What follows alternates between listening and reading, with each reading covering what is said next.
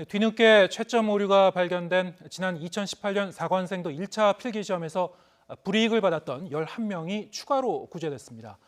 오류 정정으로 구제된 학생은 모두 54명으로 이 가운데 13명이 올해 사관학교에 입학합니다. 취재기자 연결해서 자세한 소식 알아보겠습니다. 김지선 기자. 네, 국방부입니다.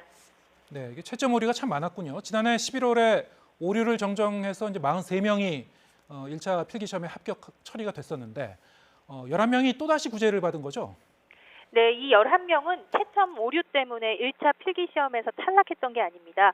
채점 오류가 없었다면 탈락했을 11명이 합격하면서 최종 선발에서 불합격하게 된 차순위자들입니다.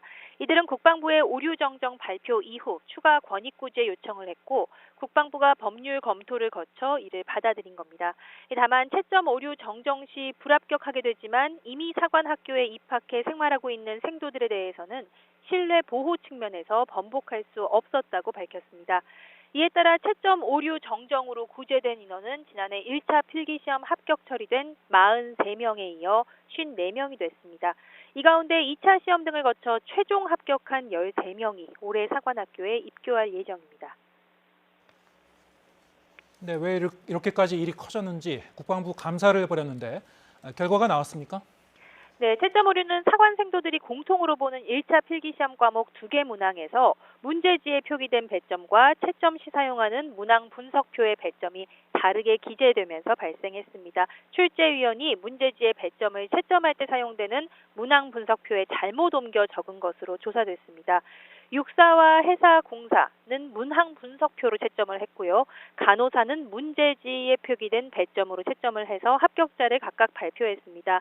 하지만 일주일 후에 곧바로 문제가 발견됐고 문제지에 표기된 배점이 맞는 것으로 확인이 됐습니다. 결국 간호사는 문제가 없었고요. 해군사관학교는 다시 채점을 해서 13명을 추가 합격시켰습니다. 그런데 육군사관학교와 공군사관학교는 추가 조치 없이 종결하면서 이 사달이 난 겁니다. 국방부는 채점 오류를 인지하고도 지휘부 보고를 하지 않은 육사와 공사 업무 관련자 2명에 대해 징계를 요구했습니다.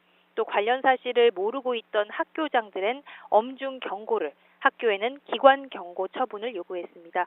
오류가 없었거나 바로잡은 간호사와 해사에 대해서도 상급기관의 보고를 제대로 하지 않아 일관된 후속 조치가 이루어지지 않았다고 보고 기관 주의를 요구했습니다.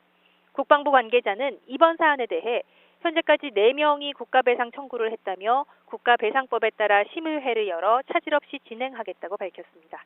지금까지 국방부에서 YTN 김지선입니다.